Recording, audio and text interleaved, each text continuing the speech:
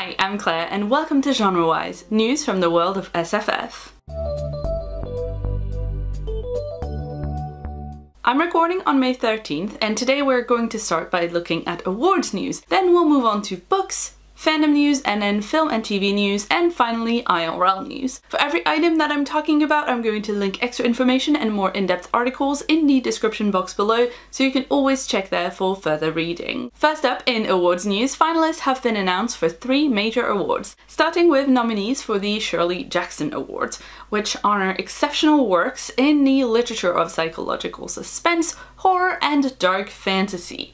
Now, I don't read much horror myself, but I was intrigued to see that The Only Harmless Great Thing by Brooke Belander was on the novella shortlist, given that it's also nominated for a Hugo, and therefore I was already planning on reading it. We've also got the shortlist for the Arthur C. Clarke Award for Science Fiction Literature. This was narrowed down from 124 nominations received by the judges down to 6 books, and funnily enough, I think I own and was kind of hoping to read like 5 of them, so I might at some point pick up the 6th and try to do a little comparison of all of them, see if I agree with the Arthur C. Clarke judges or I'm completely off the mark. The Locus Awards have announced 10 finalists in each of their categories, so already just between science fiction, fantasy, horror, young adult, and first novel, that's like 50 more books for the TBR if people are playing along at home.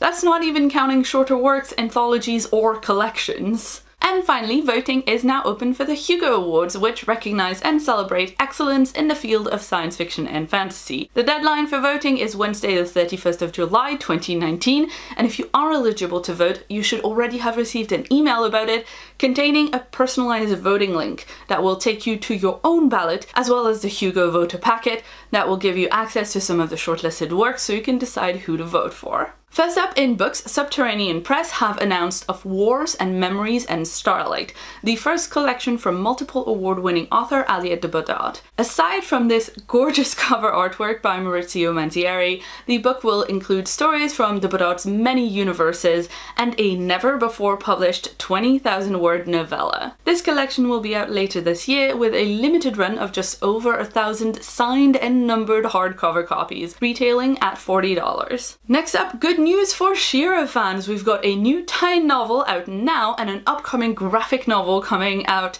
in February 2020, both from Scholastic. She-Ra Origin of a Hero is a middle grade novel by Tracy West. It expands the world of She-Ra and gives us a deeper look into Etheria and the heroic princesses living there. The Legend of the Fire Princess is written by Gigi DG and illustrated by Paulina Ganuccio. It is of course based on stories by Noelle Stevenson, and according to Stevenson's Twitter, it will include a big reveal, all caps. Also, that cover is really gorgeous. Lucasfilms have announced the Journey to Star Wars: The Rise of Skywalker publishing program. This is a series of books and comics that will be published between now and the release of episode 9 this December. It's a pretty exciting lineup, including new books by Rebecca Roanhorse and Justina Ireland. Next up, we've got editorial changes at Fireside, with award-winning editor Julia Rios stepping down from her position editing Fireside Quarterly. Rios' work will still appear in the magazine throughout 2019, but beginning in January 2020, every issue of Fireside Quarterly will have a different developmental editor. They will be acquiring fiction that reflects their own sensibilities. And finally, I've seen quite a few really cool cover reveals over the last couple of weeks that I wanted to share. First up is The Unlikely Escape of Uriah Heep by H.J. Parry, which is published by Orbit Books. I believe it's already out in the US, but this is a new UK release that comes out in January 2020 with a great cover by Lisa Mary Pompilio. We've got a new novella from award-winning author Adrian Tchaikovsky. Made Things comes out on November 5th, 2019 from Tor.com Publishing, and it is about making friends. Literally making friends. This really cool and intriguing cover art is by Red Nose Studio with design by Christine Folzer. Another Tor.com title with an exciting new cover is Hugo Award winner Sarah Gailey's Upright Women Wanted, which is due out in February 2020. The cover art and design are both by Will Stahle, and the story itself is about a young woman who escapes from an unwanted arranged marriage by stowing away in the librarian's book wagon, which really does sound like trading up in the world, to be honest. And finally, we've got a cover for Loki Where Mischief Lies, the highly anticipated Loki tie-in novel by New York Times bestselling author Mackenzie Lee. The cover is by Stephanie Hans, with book jacket design by Kurt Hartman, and I love how grandiose and ominous it feels. The book comes out September 3rd, 2019. Next up is fandom news with Finnish blogging platform Dreamwidth celebrating its 10th anniversary. When I first saw this, I thought, there's no way, it can't possibly be accurate, but it is in fact true and has been acknowledged by one of the creators of Dreamwidth in a post that I will link below. Anyways, happy birthday Dreamwidth, and to all of you who, like me, remember Dreamwidth being announced in the first place. Yeah, we're old now. And finally, in BookTube specific news, I wanted to mention an article that's recently been published in the Huffington Post. I'll link it down below, but it's a piece all about BookTube. I found it to be a pretty good take on the community, even though it's got mostly bigger booktubers, meaning that there's no mention of our extra little niche corner of sci-fi and fantasy booktube, but I was still glad to see the community at large being discussed in a major news outlet. And the piece genuinely reads like the journalist does actually watch BookTube, which is pretty cool. First up in film and TV news, Simon Pegg and Nick Frost's production company Stolen Picture will be adapting the fantasy series Rivers of London by Ben Aranovich for TV. The series follows a police officer who becomes a magician's apprentice and has to solve supernatural crimes across the city. The first season of the show will adapt the first novel in the series, and Aranovich will serve as executive producer, but there are no news yet on casting or release date. Next up, CBS All Access has renewed The Twilight Zone for a second season, and the news was announced before the first season had even finished airing. We don't know how many episodes will be in season 2 of the revival, but it is cool to see that the network is supporting it. We've got heaps of good news for Marshmallows out there, with a teaser trailer and a full trailer for the Veronica Mars revival. Veronica is back in Neptune working as a PI, and we've already got glimpses of many beloved and or infamous characters.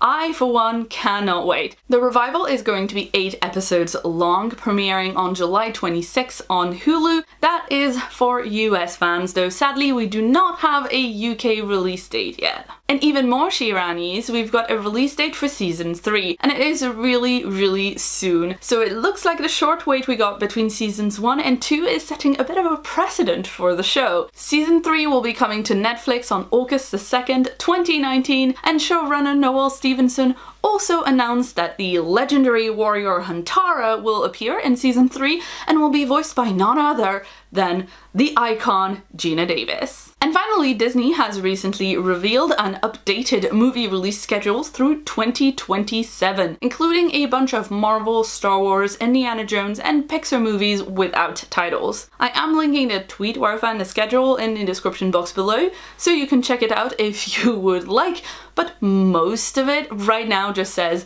Untitled Disney live action. There are still some pretty exciting things in there, like a Nimona movie announced for 2021. I'm so excited for this. Obviously, let's be real, I am worried about it. I'm worried Fox will mess up one of my favorite stories of all time, and the odds that they won't straight wash it are so tiny. But I'm still incredibly hyped to see a Nimona movie. I can't even. Moving on to real life news, if like me you have seen a lot of comic book professionals on Twitter recently discussing layoffs and being made redundant, that is because of a merger that has just been announced between comic book publishers Lion Forge and Oni Press. There is not a lot of publicly available information about the merger yet, aside from the fact that post-merger the newly formed company will be moving to Portland, Oregon, with one arm of the company focusing more on independently owned titles and the other focusing more on publisher-owned IP. And, of course, the various layoffs. I should mention these are both fairly small publishers with about 20 full-time employees each, so the fact that multiple people are being laid off at the same time, that's a large percentage of that workforce. It's really worrying news in an industry where there really isn't a lot of job security or recourses for employees in the first place. And finally, genre-bending SFF publisher Angry Robot Books are currently having an open door month, which means that they are accepting novel submissions directly from authors as opposed to literary agents,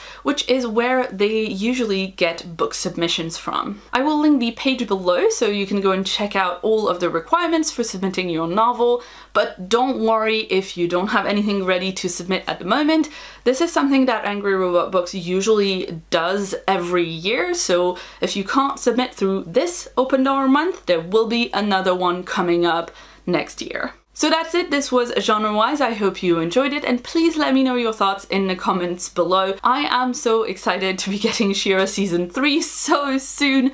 Who else is watching season 2 at the moment and absolutely loving it? Which of the books that I mentioned are you most excited for? I think mine has to be the new Gailey, Upright Women Wanted. And also, are you planning to submit a book to Angry Robot's Open Door Month? Do let me know, these are important questions and I want to know your answers. If you like the show, please share it around. I work really hard on it and I'd love for as many people as possible to see it. Thanks for watching, and I hope you'll join me again in a couple of weeks for more science fiction, fantasy and fandom news. If you'd like to see more from me, you can check out a previous video on screen right now. And if you haven't yet, please hit the subscribe button that's on my face for a new video from me every week. I've been Claire, thanks so much for watching, and see you soon.